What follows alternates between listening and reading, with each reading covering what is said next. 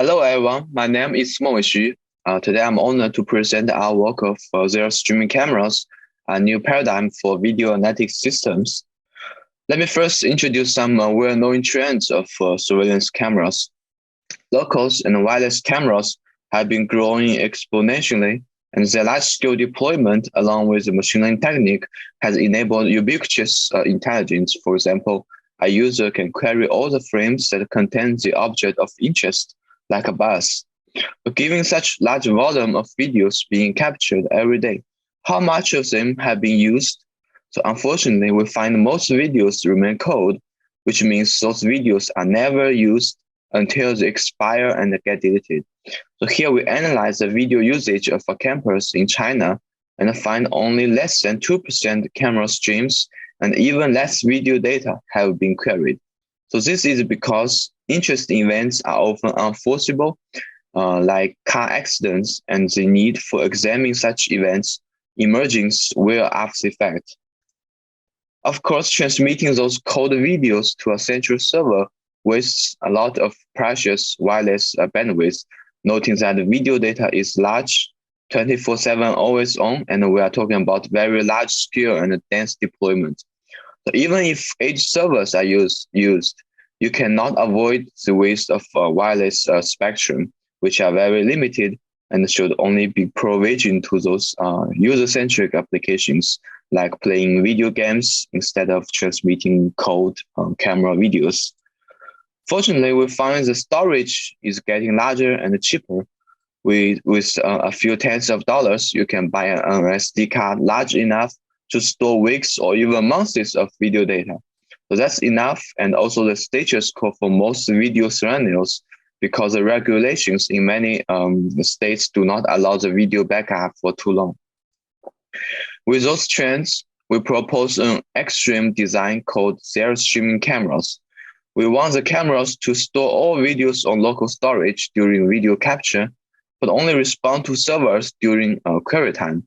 So this new paradigm allows the network and the computer resources being provisioned on demand, making it extremely resource efficient, given that most videos will never be queried. The key question this work is about to answer is that how fast can we query the zero streaming cameras?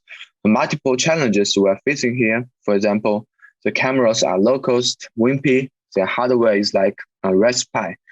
The network bandwidth during query time is limited and will be the bottleneck of the end-to-end query speed. So finally, once a query has been issued, the users will be waiting, and we want to deliver useful results as fast as possible to the users. We have built a runtime system spanning camera and cloud for fast video query on zero streaming cameras. The system has two key techniques. First, during capture time, it builds landmark frames to capture reliable video knowledge to accelerate future video queries. And second, during query time, it runs neural networks on cameras to prioritize or filter the frames to be sent to the clouds. And it also keeps updating the neural networks running on the cameras. So more details will be explained. DIVA now supports three kinds of basic query types called retrieval, tagging, and counting. A concrete query specifies the time span that the users want to query and the object of interest. For example, a retrieval query will return all the frames that contain this object to the users, and the tagging query will only return the time ranges when such object appears in the video to the users. The more advanced and complicated queries can be built atop those three basic query types. In the rest of the talk, I will mostly focus on retrieval query as an example. I want to emphasize that the key designs of our system are valid to different video query types, although there are few ad hoc policies to be tailored for those query types. So another key concept we introduced into DIVA is what we call query online refinement, a concept borrowed from the database community. It means the system should deliver incomplete but useful results to users as early as possible so that the users can inspect them at first hand. Then the results can be continuously refined until the users are satisfied. So the techniques we built for DIVA will center around this key idea. So DIVA uses the concept of operators, which are just small neural networks that can run fast on cameras, fast enough to match the speed of frame uploading. The key opportunity exploited by DIVA is that those operators provide very rich trade-off between the model speed and the model accuracy. So how operators are used in DIVA? To fully utilize the network bandwidth, DIVA will keep streaming video frames from the cameras to the cloud with the uploading queue. So the order of frames being uploaded is very important. Taking retrieval query as an example, operators are used as rankers that will give a score between 0 to 1 to each video frame. The score is used to prioritize the frames in the uploading queue. So in this way, the frames that are more likely to contain the object of interest will be uploaded earlier. The first key technique of DIVA is landmark. So basically, the camera will run the expensive object detector on the captured frames regularly. So because of the limited computing power on cameras, the landmarks are sparse. For example, one in every 30 seconds using ULO V3 on Raspberry Pi. So those landmarks are already tagged by the expensive model, so they can be used to bootstrap the operators as training examples during the early stage of the query. The rest of the frames will be further processed as the query goes on. But more importantly, the landmarks provide us useful video knowledge, or the spatial object skewness in this case. We find objects of a given class are likely to concentrate on certain small regions of video frames. For example, most cars appear near a stop sign, and most persons appear in a shop's aisle. By cropping the input frames with those important regions, the operators can focus on those regions with more important and compact information, and so it can achieve much better accuracy at the same speed as this right figure shows. The second key technique of DIVA is operator upgrade at query time. As we mentioned, there are so many operators with a rich accuracy speed trade-off. So which one should we choose to achieve the optimal performance? We find there's no silver bullet. At the early stage, the fast but inaccurate operators perform better because they can quickly explore all the frames and identify those positive frames that are easier to be detected. It means more positive frames can be uploaded to the users at early stage. However, as the query goes on, the remaining positive frames are more difficult to be detected. So we need more accurate operators to refine the ranking results on the cameras. To ensure the best performance throughout the whole query process, DIVA uses multiple operators from cheap ones to the expensive ones.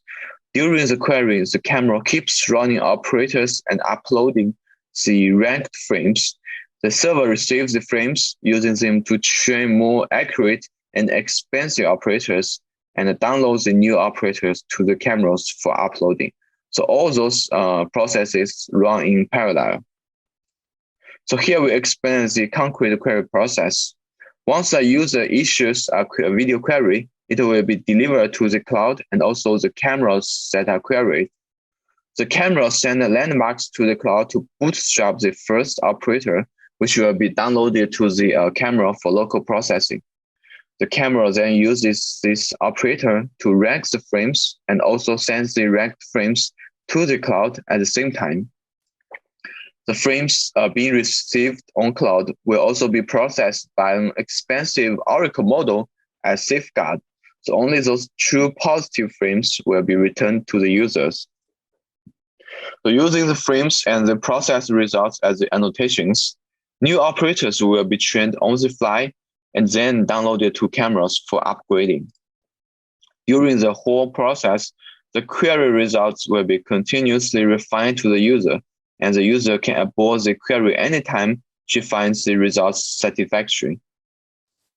You may notice some important questions have not been answered, such as when should we upgrade an operator and which operator should we upgrade to.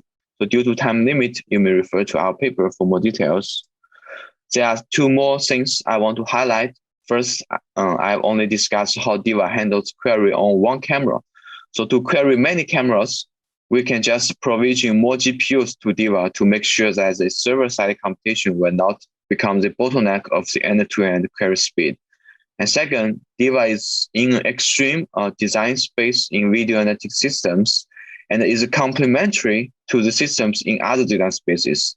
So in real world, this could coexist to handle different video scenarios. For example, real-time video analytics systems should be deployed in a small number of critical regions like banks, but DIVA can be more densely deployed on streets for its resource efficiency. So next, I will highlight some of our experiment results that demonstrate the efficiency of DIVA. So we downloaded 15 public video streams, each of which spans 48 hours. So we use two typical camera hardware and powerful server GPUs to build the system. We also built several competitive baselines by borrowing the key ideas of previous state-of-the-art video analytics systems. So overall, we find DIVA can run at hundreds of real-time and outperforms baseline throughout the whole query process. So in this figure, we show how fast the system can retrieve images containing bicycle. The right triangles indicate when DIVA upgrades to a new operator. On all tested videos, DIVA can reduce the end-to-end query latency by 4 times to 30 times over the competitive baselines. Only in very few cases, DIVA underperforms at early stage of the query because it needs to bootstrap the operator. And so the cold start can take a few or tens of seconds. We also separately evaluate the improvements brought by DIVA two key techniques. It shows that for different query types, both landmarks and operator upgrade can reduce the query latency by a few times. We also compare DIVA to all streaming, which means the traditional approach that uploads all video to server at the capture time. We find DIVA can reduce the network usage by more than 1,000 times in the use case of the campus video system, as previously mentioned. The network saving come from two sides. The first one is cold video that never being queried, and the second one is those being filtered by the operators of DIVA during the query time. Finally, we repeat our experiments with different camera hardware.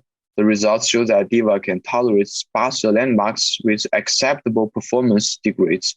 However, using cheaper neural networks to build inaccurate landmarks causes significant performance drop. So with limited on-camera computational capacity, it motivates us to build reliable, accurate, but sparse landmarks. So to summarize, we propose a new video analytics paradigm of zero streaming for high resource efficiency, especially the network bandwidth. We have also built a runtime system for such a new paradigm to achieve a high query speed. So beyond video analytics and the camera, we believe such zero streaming paradigm will be more and more pervasive in the future because the data is growing faster and faster, but the network cannot keep the same path and Moore's law has been dead. So we believe data decentralization on edge devices is the future, and how to query those data efficiently will be an important and emerging research direction. Okay, that concludes my talk. I want to thank my collaborator, Tiantu, Yunxin, and Felix, and also thank you for listening.